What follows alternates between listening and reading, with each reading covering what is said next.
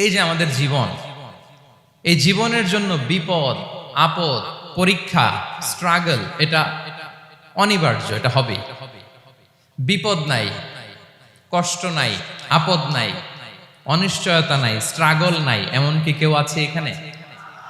কেউ কি হাত তুলে বলতে পারবেন যে হুজুর আমার জীবনে কোনো বিপদ নাই, অথবা আমার জীবনে কোনো দুঃখ নাই, কষ্ট নাই, কোনো স্ট্রাগল নাই, কোনো রিস্ক নাই? এরকম সৌভাগ্যবান কেউ আছেন এখানে? তাহলে জীবনের জন্য পরীক্ষা এটা অনস্বীকার্য, হবেই হবে পরীক্ষা। পৃথিবীর জীবনটাই এমন, এভাবেই এই লাইফকে ডিজাইন করা হয়েছে। পরীক্ষা থাকবে, এখানে বিপদ থাকবে, এগুলো উত্তীর্ণ হয়ে আপনাকে যেতে হবে। চির সুখ চির শান্তি এটাই পৃথিবীতে হয় না। চির সুখ এবং চির শান্তির জায়গা হচ্ছে জান্নাত। চির সুখ এবং চির শান্তি কোথায়? এটা জান্নাতের বৈশিষ্ট্য। চির সুখ চির শান্তি, টেনশন নাই, ঝামেলা নাই, পরীক্ষা নাই, বিপদ নাই, রিস্ক নাই, স্ট্রাগল নাই, এটা হচ্ছে দ্য ফিচার্স অফ জান্নাত, জান্নাতের ফিচার। কিন্তু সমস্যা বাদে তখন যখন জান্নাতের ফিচার আমরা দুনিয়ায় খুঁজি, যেটা পাবো আমরা জান্নাতে, এটা খুঁজি কোথায়? এই তখনই সমস্যা বাদে। And this is the main problem. এটাই বড় সমস্যা। এই সমস্যার সমাধান কোথায়, এটা নিয়ে আজকে আমি কিছু কথা অ্যাড্রেস করবো ইনশাআল্লাহ। তো তাহলে আসুন শুনি জান্নাতের ফিচার কি। জান্নাতের কমন একটা ফিচার হচ্ছে জান্নাতে there will be no sickness in paradise. জান্নাতে কোনো অসুস্থতা থাকবে না, চিরসুস্থ। সুবহানাল্লাহ পড়েন। চিরসুস্থ চির সবল, কেউ অসুস্থ হবে না জান্নাতে।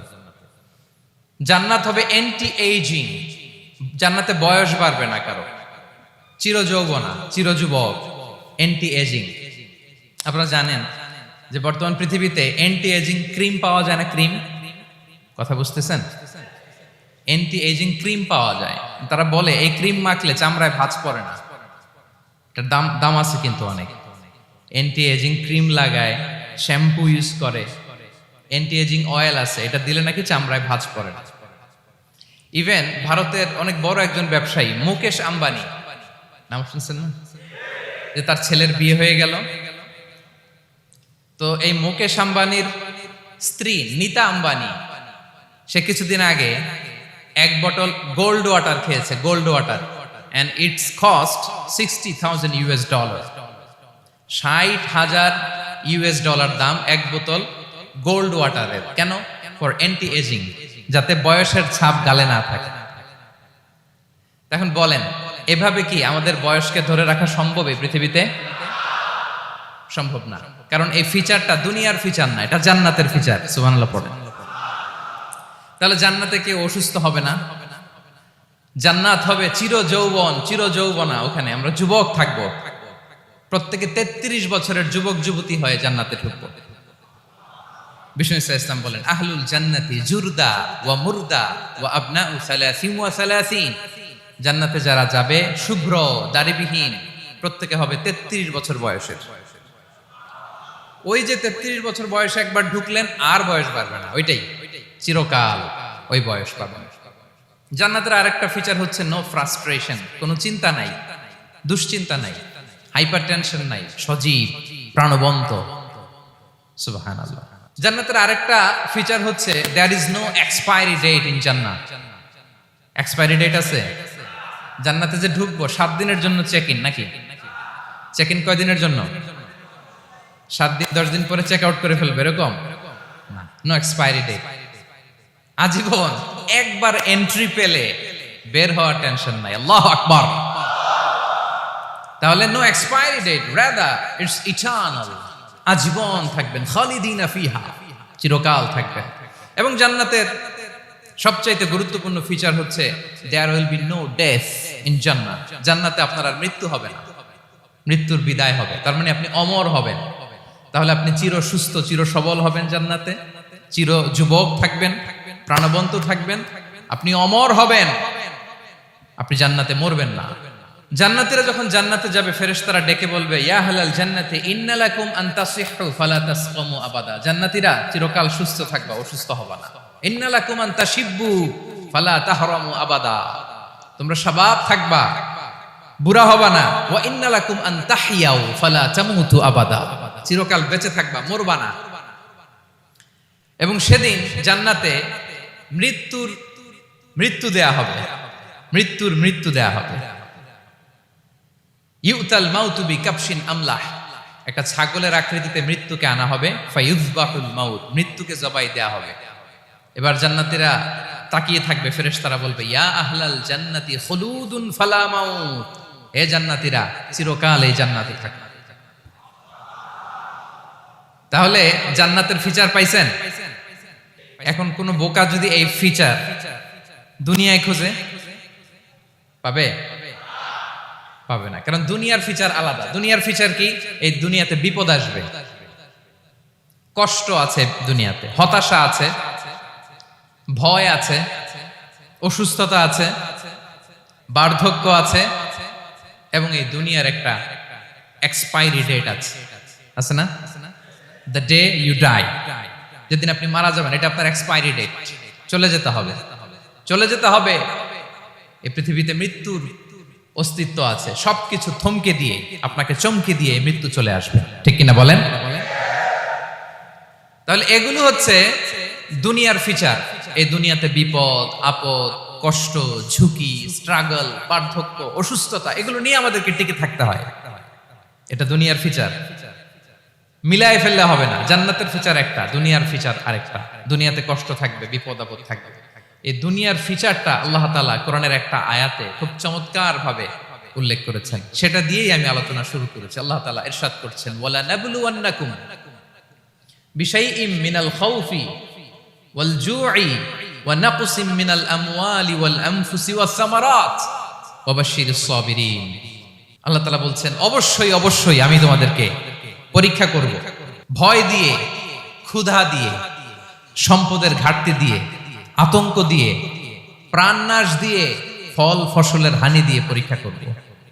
কিন্তু এই পরীক্ষায় যারা উত্তীর্ণ হবে, যারা সবর ইখতিয়ার করবে, ওয়াবাশশিরিস সাবিরিন, ধৈর্যশীলদের জন্যই হচ্ছে সুসংবাদ। আলহামদুলিল্লাহ পড়ে। তাহলে সম্মানিত সুধী, আমরা বুঝতে পারলাম এই পৃথিবীর ফিচার হচ্ছে এখানে বিপদ থাকবে, বিপদ ছাড়া কেউ থাকবে না। স্ট্রাগল থাকবে, কষ্ট থাকবে, ঝুঁকি থাকবে, রিস্ক থাকবে, এবং নানা ধরনের বিপদ আপদ দিয়ে আল্লাহ তাআলা আমাদেরকে পরীক্ষা করবেন।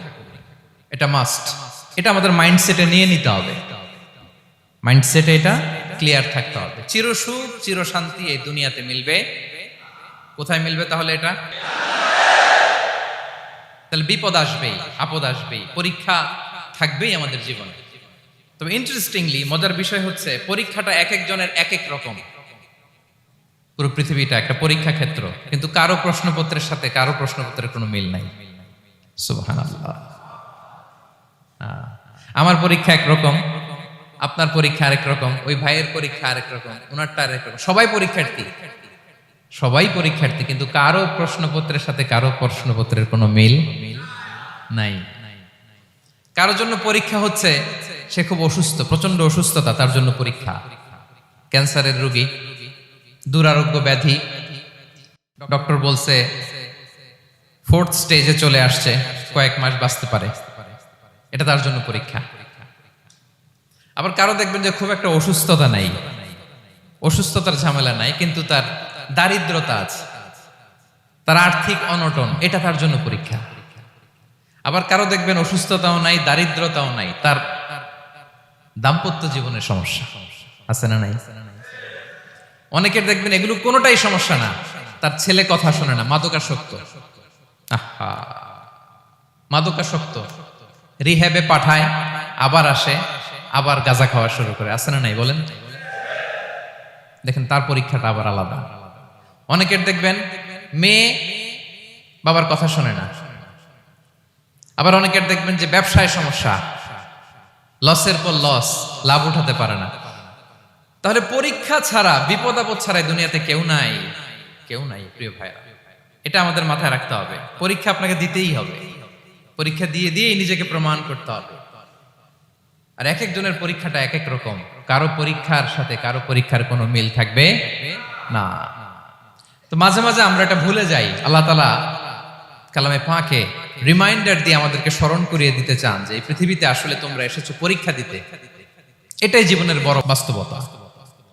আমাদের জীবনে যত হতাশা, আমাদের জীবন নিয়ে যত অভিযোগ, আমাদের মনে যত কষ্ট, আমাদের হৃদয়ের ভেতরে যত অস্থিরতা, তার মূলে হচ্ছে এই সমস্যা যে আমরা ভুলেই গেছি আমরা পরীক্ষা দিতে আসছি। এটা যদি ভুলে না যান, এটা যদি আপনার মাইন্ডসেটে থাকে যে পুরো জীবনটা একটা পরীক্ষা, তাহলে দেখবেন কোনো কিছু আপনাকে কাবু করতে পারবে না। আপনি হতাশ হবেন না, জীবন নিয়ে আর অভিযোগ থাকবেন, আপনি ভেঙে পড়বেন না, সব অভিযোগ হতাশা দূর হয়ে যাবে। তারপর বুঝতে পারলাম পরীক্ষা আপনাকে দিতেই হবে। পরীক্ষা দেয়া ছাড়া এই পৃথিবী থেকে চলে যাওয়ার কোনো চান্স বা সুযোগ আমাদের কারো নেই। সূরাতুল আনকাবুতে আল্লাহ তাআলা এই কথাটা আরো চমৎকার ভাবে বলেছেন। আল্লাহ তাআলা ইরশাদ করছেন, আহাসিবান নাসু আইয়ুতরাকু আইয়াকুলু আমান্না ওয়া হুম লা ইফতানুন ওয়ালাকাদ ফাতান্নাল্লাযীনা মিন ক্বাবলিহিম ফালা ইয়া'লামান্নাল্লাহুল্লাযীনা সাদাকু ওয়ালা ইয়া'লামান্নাল কাযিবিন।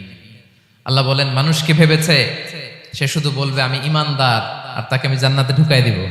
না, কখনো না, কোশ্চিন কালেও না। বরং পূর্ববর্তীকালে যারা পৃথিবীতে এসেছিল তাদেরকে আমি পরীক্ষায় নিয়েছি, পরীক্ষা করেছি, এবং তাকেও ঈমানের প্রশ্নে সে সত্যবাদী না মিথ্যাবাদী পরীক্ষা দিয়ে দিয়ে নিজেকে প্রমাণ করতে হবে। ঠিক কিনা বলেন? পরীক্ষা দিয়ে আপনাকে প্রমাণ করতে হবে। এবং এই পরীক্ষার ব্যাপারটা, এটা যে শুধু আমরা সাধারণ মানুষ আমাদের জীবনে দুঃখ বিপদ পরীক্ষা এমনটা না। এই পৃথিবীর সবচাইতে শ্রেষ্ঠ মানুষ যারা ছিলেন তাদেরকে আল্লাহ পরীক্ষা নিয়েছেন। বলেন তো এই পৃথিবীতে সবচাইতে শ্রেষ্ঠতম মানুষ কারা? সবচাইতে শ্রেষ্ঠ ভালো মানুষ কারা ছিল পৃথিবীতে? বলেন তো নবীরা। আওয়াজ করে বলেন তো কারা? তো বলেন তো নবীদের জীবনে পরীক্ষা ছিল কি ছিল না? হ্যাঁ ছিল। বেশি না কম? বিষ্ণু ইসলামকে জিজ্ঞাসা করা হলো, আইয়ুন নাসি আশাদ্দু বালাআন ইয়া রাসূলুল্লাহ, হে আল্লাহর রাসূল এই পৃথিবীতে কাদের জীবনে পরীক্ষা বেশি? বিষ্ণু ইসলাম বললেন, আল আম্বিয়া, নবীদের জীবনে। আল আম্বিয়া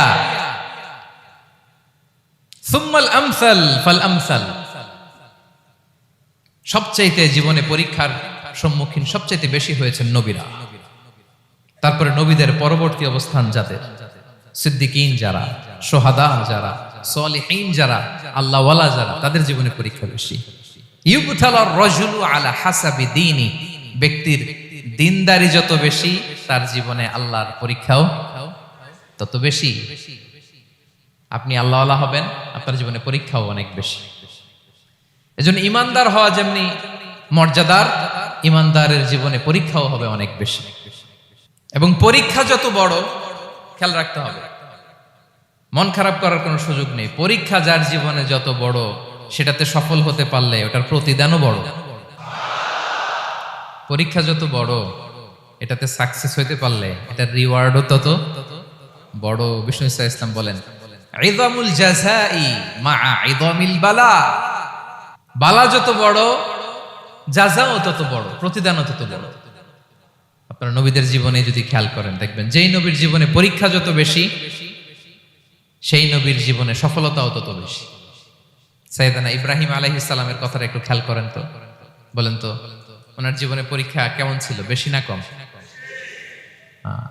ওনার জীবনের পরীক্ষা থেকেই তো আমরা এই শব্দটা ব্যবহার করি, আমরা বলি অগ্নি পরীক্ষা। কি বলি? মানে আগুনে নিক্ষেপ করা হয়েছে সাইয়েদনা ইব্রাহিম আলাইহিস সালামকে, তাও স্বাভাবিকভাবে না, উলঙ্গ করে, ন্যাকেট করে ওনাকে অপমানিত করবার জন্য ওনার গায়ের জামা কাপড় খুলে উলঙ্গ অবস্থায় আল্লাহর খলিল সাইয়েদনা ইব্রাহিম আলাইহিস সালামকে অগ্নিকুণ্ডে নিক্ষেপ করা হয়েছিল। এরকম এক্সপেরিয়েন্স এই অডিটোরিয়ামের ভেতরে আমাদের কখনো হয়েছে? তাইলে সাধারণ মানুষের জীবনের পরীক্ষা আর নবীদের জীবনের পরীক্ষার মধ্যে পার্থক্য আছে না নাই? ওই পরীক্ষায় উনি পাশ করে ফেললেন। ৮৬ বছর পর্যন্ত আল্লাহর কাছে দোয়া করলেন, আল্লাহ আমাকে একটা নেককার সন্তান দাও। আল্লাহ সন্তান দেয় না। ৮৬ বছর পরে আল্লাহ তাআলা সাইয়েদনা ইব্রাহিম আলাইহিস সালাম এবং হাজারের ঘরকে উজালা করে সন্তান দিলেন। সাইয়েদনা ইসমাঈল আলাইহিস সালাম পৃথিবীতে আসলেন কত বছর বয়সে? ৮৬ বছর বয়সের এখানে কেউ আছেন? হ্যাঁ, আছি আমরা? কেউ নাই। ৮৬ বছর বয়সে প্রথম সন্তান পেয়েছে। তাদের ঘরকে উজালা করে আল্লাহর নবী সাইয়েদনা ইসমাঈল আলাইহিস সালাম আসলেন। এবার আল্লাহ বললেন, যাও, স্ত্রীকে আর এই কলিজার টুকরা সন্তানকে থাকো তো প্যালেস্টাইনে, প্যালেস্টাইন থেকে ১,৫০০ কিলোমিটার দূর দ্য ব্যারেন ল্যান্ড, ওই মক্কার ধুধুমরু প্রান্তরে রেখে আস, যেখানে কেউ নাই, মানুষ নাই, গাছ নাই, পাখি নাই, পানি নাই, যাও রেখে আস। আচ্ছা বলেন তো, ৮৬ বছর পরে যে লোকটা সন্তান পেল, বুঝে শুনে উত্তর দিয়েন, ৮৬ বছর পরে যে লোকটাকে আল্লাহ তাআলা সন্তান দিল, তার হৃদয়ে ওই সন্তানের জন্য মায়া বেশি না কম? আহা, এমনি তো আমাদের প্রথম সন্তানের হিস্ট্রিটা একটু খেয়াল করেন তো। প্রথম আমাদের যে মেয়ে হয়েছিল বা যাদের ছেলে হয়েছিল, তার প্রতি আদর, সোহাগ, দরদ, ভালোবাসা, আহ্লাদ কত ছিল। আর ৮৬ বছর বয়স আল্লাহ তাআলা ওনাকে সন্তান দিলেন, দিয়ে বললেন, যাও হাজারকে আর ইসমাঈলকে মক্কার ধুধুমরু প্রান্তরে রেখে আস। আল্লাহ তাআলা বলতে দেরি, চলে যেতে দেরি নাই, মুহূর্তে উনি রওনা হয়ে গেলেন। সুবহানাল্লাহ পড়বেন না? রেখে আসলেন মক্কার ধুধুমরু প্রান্তরে। এবার আল্লাহ বললেন, যাও, রিটার্ন ব্যাক টু প্যালেস্টাইন, প্যালেস্টাইনে চলে যাও। চলে গেলেন, হৃদয়টা ভেঙে খান খান। অনেক বছর পরে আল্লাহ তাআলা আবার অনুমতি দিলেন, যাও এবার ছেলেকে দেখে আসতে পারো, যাও প্যালেস্টাইন থেকে আবার মক্কায় যাও। সাইয়েদনা ইব্রাহিম আলাইহিস সালাম প্যালেস্টাইন থেকে আবার ১,৫০০ কিলোমিটার পথ পাড়ি দিয়ে, এখনকার মতো ফ্লাইটে যায় না, গাড়িতেও না, উটে করে। কিসে করে? উনি যে কতবার মক্কা থেকে ফিলিস্তিন এসেছেন আর গিয়েছেন, কোনো ইয়ত্তা নাই, হিসাব নাই। গেলেন, এবার ছেলেটা হাঁটতে পারে, দৌড়াতে পারে, একটু একটু কথা বলতে পারে, আব্বু আব্বু ডাকতে পারে। কেমন মায়া লাগে বলেন তো? মায়া ভালোবাসায় যখন টইটম্বুর, ঠিক ওই মুহূর্তে আল্লাহ বললেন, ছেলেকে জবাই করো, জবাই করো ছেলেকে। আল্লাহ তাআলা বলতে দেরি করেছেন, আল্লাহর আদেশ পালনে ১ সেকেন্ডও তিনি দেরি করেন নাই। ছুরি চালালেন, জান্নাত থেকে দুম্বা নিয়ে আসা হলো। এভাবে আল্লাহর নবী ইব্রাহিম আলাইহিস সালাম ওনার জীবনের প্রতিটি ক্ষেত্রে যেখানে আল্লাহ তাআলা ওনাকে পরীক্ষা নিয়েছেন, উত্তীর্ণ হয়েছেন। এবং দেখেন ওনাকে আল্লাহ তাআলা কি উপহার দিলেন, আল্লাহ তাআলা ওনাকে খলিলুল্লাহ উপাধি দিলেন, আল্লাহর বন্ধু। সুবহানাল্লাহ বলেন। আল্লাহ তাআলা বলছেন, ওয়া ইযি বিতালা ইব্রাহিম রাব্বুহু বিকালিমাতিন ফাআতাম্মাহুন ক্বালা ইন্নী জাঈলুকা লিন-নাসি ইমামা। আল্লাহ অনেকগুলো পরীক্ষা নিয়েছিলেন সাইয়েদনা ইব্রাহিম আলাইহিস সালাম, প্রতিটা পরীক্ষায় সাকসেসফুলি পাস করেছেন, গোল্ডেন এ প্লাস। আল্লাহ বলেন, ইন্নী জাঈলুকা লিন-নাসি ইমামা, I'm gonna make you the leader for the entire human being. I'm gonna appoint you as a leader for the entire universe. গোটা বিশ্বের জন্য, গোটা মানবতার জন্য আমি তোমাকে লিডার বানায় দিলাম। ইযামুল জাযাই মা'a ইযামিল বালা। পরীক্ষা যত বড়, ওই পরীক্ষায় পাশ করলে ওইটার ফলাফল ও প্রতিদানও বড়। তাহলে দেখেন প্রিয় ভাইরা, সাইয়েদনা ইব্রাহিম আলাইহিস সালামের জীবনে পরীক্ষার কোনো শেষ ছিল না। আমি আপনি কোথায়? আল্লাহর খলিলের জীবনে যদি এত পরীক্ষা থাকতে পারে, আমি আপনি কোথায় বলেন তো?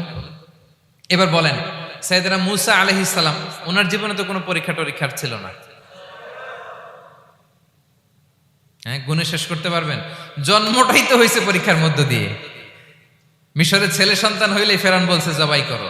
ওনার মা এরকম সিন্ধুকে করে ভাসায় দিলেন নীল নদীতে। আল্লাহু আকবার! কি একটা রোমাঞ্চকর পরিস্থিতির মধ্য দিয়ে আল্লাহ তাআলা ওনাকে বাঁচালেন। সুবহানাল্লাহ। জন্মই হয়েছে পরীক্ষার মধ্যে দিয়ে। বড় হইলেন, ফেরাউনের ভয়ে দেশ ত্যাগ করলেন, মিশর থেকে মাদিয়ান। আবার আল্লাহর আদেশে যখন ফিরে আসলেন, আবার ফেরাউনের সাথে তর্ক বিতর্ক, যুদ্ধ। একটা রাত আল্লাহ নবী মূসা আলাইহিস সালাম শান্তি মতো মিশরে ঘুমাতে পারে নাই। একটা রাত। শেষ পর্যন্ত এই ফেরাউন মূসা আলাইহিস সালামকে ধাওয়া করেছে। ফেরাউনের ধ্বংসের আগ পর্যন্ত সে মূসা আলাইহিস সালামকে ধাওয়া করেছে। তার মানে মূসা আলাইহিস সালাম এই বিপদ আপদ পরীক্ষা এগুলো থেকে মুক্তি পান নাই। এবার বলেন ঈসা আলাইহিস সালামের কথা। ওনার জীবনে তার পরীক্ষা ছিল না? কি পরীক্ষা ছিল? হ্যাঁ, আল্লাহু আকবার। Same scenario goes to the biography of every messenger in the world. পৃথিবীর সব নবীর ক্ষেত্রে একই ঘটনা ঘটেছে। সাইয়েদনা ঈসা আলাইহিস সালাম দাওয়াত যখন দিলেন, ওনার বিরোধিতা শুরু হলো, ওনাকে হত্যার ষড়যন্ত্র হলো। ইভেন কি ওনাকে মারার জন্য বনি ইসরাইলেরা উদ্ধত হলো, জানে বাঁচবার জন্য পালালেন, এক ঘরে ঢুকলেন, চারদিক দিয়ে ঘেরাও করলো। উনি দরজা জানালা লাগাই দিলেন। ওরা বললো একজন দরজা ভেঙে জানালা ভেঙে ভিতরে ঢুকে দেখো বেটা ঈসা কি করে। একজন ভিতরে ঢুকছে, ঢুকার সাথে সাথে বল রাফাআহুল্লাহু ইলাইহি, আল্লাহ তাআলা ঈসা আলাইহিস সালামকে উপরে উঠায় নিলেন। আর যেই লোকটাকে তারা ভিতরে ঢুকালো তার চেহারাকে আল্লাহ তাআলা ঈসা আলাইহিস সালামের চেহারার মতো করে দিলেন। এবার তার বাইরের সাথীরা বলে ঘটনা কি, বেটা ঈসাও বেরোয় না, আমাদের লোকটাও বেরোয় না, সবাই ঢুক। দরজা ভেঙে ভেতরে ঢুকে দেখে ঈসা দাঁড়ায় আছে। বলেন তো এটা ঈসা না মিসা? এটা কি আসল ঈসা? ওমা কতালু ওমা সলাবু ওয়ালাকিন শুব্বিহা লাহুম। আল্লাহ বলে তোমরা আমার নবী ঈসাকে হত্যাও করতে পারো নাই, শুলেও চড়াতে পারো নাই, আমি সেফটি সিকিউরিটি দিয়ে আমার নবী ঈসা আলাইহিস সালামকে আকাশে তুলে নিয়েছি। তাহলে ওনার জীবনও পরীক্ষার শেষ ছিল না। এবার যদি আমরা বিশ্বনবী সাল্লাল্লাহু আলাইহি ওয়াসাল্লামের জীবনের দিকে তাকাই, ওনার জীবনটা দেখেন তো।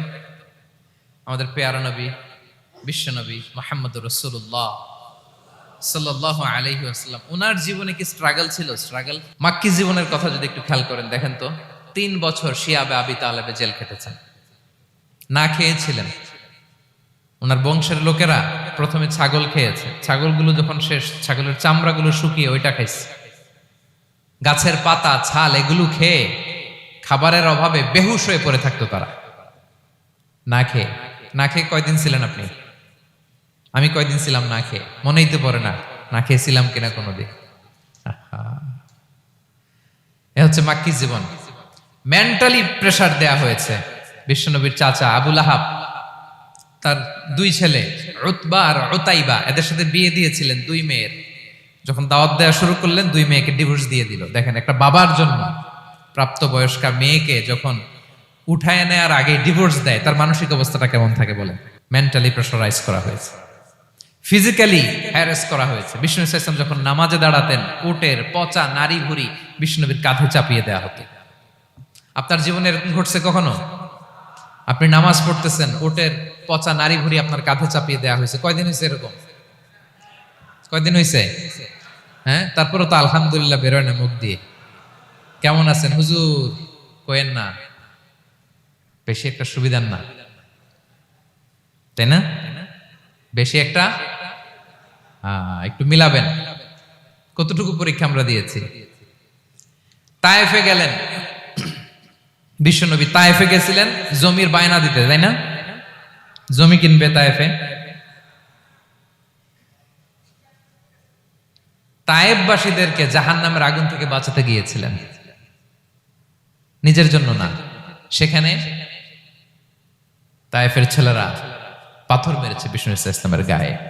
এত শুভ্র দেহ ছিল, চেহারা ছিল, বিষ্ণুবীর গা দিয়ে ঝরঝর করে রক্ত ঝরেছে।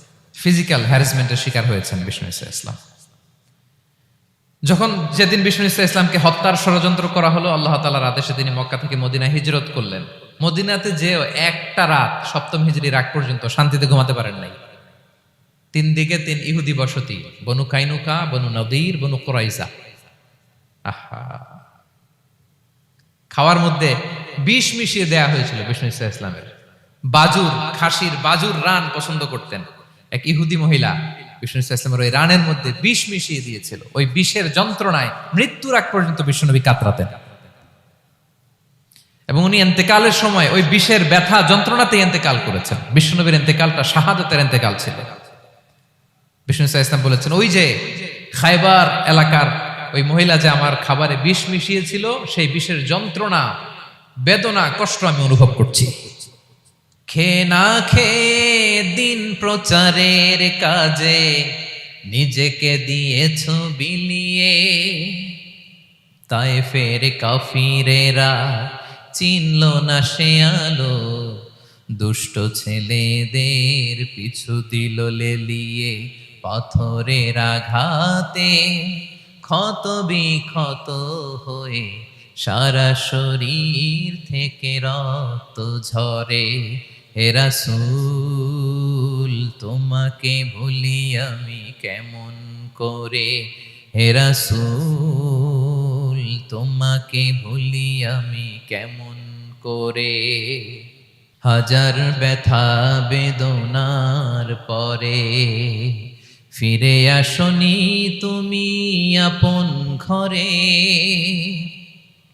দিনের আলো তুমি ছড়িয়ে দিতে, চলে গেলে মদিনায় মক্কা ছেড়ে। হে রাসূল তোমাকে ভুলি আমি কেমন করে, হে রাসূল তোমাকে ভুলি আমি কেমন করে। ঠিক কিনা বলেন? একটা রাত শান্তিতে শান্তির ঘুম তিনি দিতে পারেন নাই। প্রিয় ভাইরা, তাহলে আমরা কি বুঝলাম? বিশ্বনবীর জীবনও পরীক্ষা ছিল কি ছিল না? আমাদের উপায় আছে? আমরা বাঁচতে পারবো এই বিপদ আপদ পরীক্ষা ঝঞ্ঝাল থেকে? বাঁচতে চাইলেও বাঁচতে পারবো? পারবো না। ইমাম মালিক আলাইহি রাহমা নাম শুনেছেন? ইমাম মালিক, ওনার জ্ঞান থেকে লাখো লাখো মানুষ উপকৃত হয়েছে, কোটি কোটি মানুষ উপকৃত হয়েছে। মদিনার রাস্তায় রশি দিয়ে ওনাকে টেনে হিচড়ে এক এলাকা থেকে আরেক এলাকায় নিত জালেম বাদশারা। ইমাম মালিক আলাইহি রাহমা। ইমাম আহমদ ইবনে হাম্বল, ওনাকে বেত্রাঘাত করা হতো, চাবুক দিয়ে পেটানো হতো। আমাদের মাযহাবের ইমাম আল ইমাম আল আযম আবু হানিফা আলাইহি রাহমা, ওনাকে কারাবন্দী করা হয়েছিল। তার মানে দেখেন, যত বড় বড় স্কলার, যত বড় বড় মাশায়েখ, এমনকি আম্বিয়া আলাইহিমুস সালাম, ওনারাও পরীক্ষা বিপদ আপদ থেকে রেহাই পাইছে? তাহলে আপনি আর আমি পাবো? বলেন তো। তাহলে এটা আমাদের ব্রেইনে গেঁথে নিতে হবে যে জীবন মানেই এখানে বিপদ থাকবে, পরীক্ষা থাকবে, স্ট্রাগল করে করে আমাকে আগাতে হবে। কেউ আমার জন্য রেড কার্পেট বিছিয়ে রাখবে না। এই জীবনটা বড় জটিল। This is life, how it's design. এভাবেই পৃথিবীকে ডিজাইন করা হয়েছে। এখানে বিপদ আছে, কষ্ট আছে। এই পরীক্ষা দিয়ে দিয়ে আপনাকে উত্তীর্ণ হতে হবে। বুঝতে পেরেছেন প্রিয় ভাইরা? নাও দ্য কোশ্চেন আরাইজ, এখন প্রশ্ন হচ্ছে কেন আল্লাহ এই পরীক্ষা নেন? কেন? আল্লাহ তাআলা সূরা মুলকে বলেছেন এই পৃথিবী সাজানোর, এই জীবন মৃত্যুর এই খেলা, এটার উদ্দেশ্যটাকে আল্লাহ তাআলা স্পষ্ট করে বলেছেন। আল্লাযী খালাকাল মাউতা ওয়াল হায়াতা লিয়াবলুয়াকুম আইয়ুকুম আহসানু আমালা। জীবন মৃত্যু দিয়ে তোমাদের জীবনকে সাজানো হয়েছে এজন্য, যাতে করে তিনি তোমাদের পরীক্ষা করতে পারেন। কি করতে পারেন? তোমাদের মধ্যে কে সৎকর্মে অগ্রগামী, কে কাজে ভালো, আমলে ভালো, এটা দেখার জন্য। বেসিকলি আল্লাহর দেখার প্রয়োজন নাই, আমাদেরকে দেখানোর জন্য এই পরীক্ষার আয়োজন। আমি ভালো করবো না খারাপ করবো এটা আল্লাহ জানে না? তো ওনার পরীক্ষা করা লাগে কেন? কথা বলেন। আমি জান্নাতি না জাহান্নামী এটা আল্লাহ জানেন না? বেসিকলি আমাদেরকে জানানোর জন্য এই পরীক্ষার আয়োজন। কাদেরকে জানানোর জন্য? মানে তুমি জেনে যাও তুমি জান্নাতি না জাহান্নামী। আমি ভালো করেই জানি। একটা ছোট্ট উদাহরণ দিলে বুঝতে পারবেন প্রিয় ভাইয়েরা। ধরেন আল্লাহ তাআলা দুইজনকে সৃষ্টি করলেন। উদাহরণস্বরূপ একজনের নাম আব্দুল্লাহ, আরেকজনের নাম আব্দুর রহমান।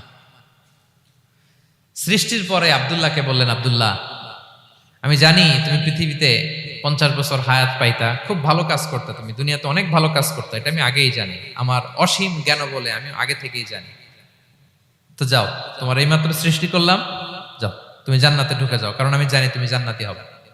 আচ্ছা, আর আব্দুর রহমান তুমি পৃথিবীতে খুব খারাপ কাজ করতে, এটা আমি জানতাম, তোমারে পাঠাইলে খারাপ কাজ করবা, তুমি সীমা লঙ্ঘন করবা, অন্যায় করবা, অপরাধ করবা, তুমি জাহান্নামী হবা, যাও। যেহেতু আমি জানি পরীক্ষার আর দরকার নেই, তোমারে জাহান্নাম দিয়ে দিলাম, যাও ঢুকে যাও। আব্দুল্লাহ ঠিকই জান্নাতে ঢুকে যাবে, আব্দুর রহমান কি ঢুকবে? ঢুকবে। সে বলবে, আল্লাহ এইমাত্র আমারে বানাইলেন, এইমাত্র আপনি আমাকে সৃষ্টি করলেন, সৃষ্টি করেই বলতেছেন তুমি জাহান্নামে যাও, আর বলতেছেন আমি জানি দুনিয়াতে পাঠালে তুমি খারাপ কাজ করবা, তুমি জাহান্নামী হবা, পাঠানোর আর কি দরকার, আগে থেকে জাহান্নামে যাও। আল্লাহ আপনি জানলে জানতে পারেন, আমি তো জানি না। ঠিক কিনা বলেন? সে বলবে, না আল্লাহ আপনি ভুল বলতেছেন, এই দুনিয়াতে পাঠাইলে আমি খুব ভালো কাজ করতাম, আমি সীমা লঙ্ঘন করতাম না, নামাজ পড়তাম, রোজা রাখতাম, হজ করতাম, যাকাত দিতাম, সাদাকা করতাম, চ্যারিটি করতাম, জনকল্যাণকর সব ভালো কাজগুলো আল্লাহ আমি করতাম। এজন্য আল্লাহ তাআলা পরীক্ষার আয়োজন করেছেন, যাতে করে তুমি জেনে যাও যে পৃথিবীতে তুমি কি করেছো। এখন আর আল্লাহকে এক্সকিউজ দেওয়ার সুযোগ নেই। আচ্ছা বলেন তো, আবু জাহেলকে যদি আল্লাহ এখন কিয়ামতের দিন বলে, Abu Jahl go to the hell fire, আবু জাহেলের কিছু বলার সুযোগ আছে? কারণ ও দুনিয়াতে কি করে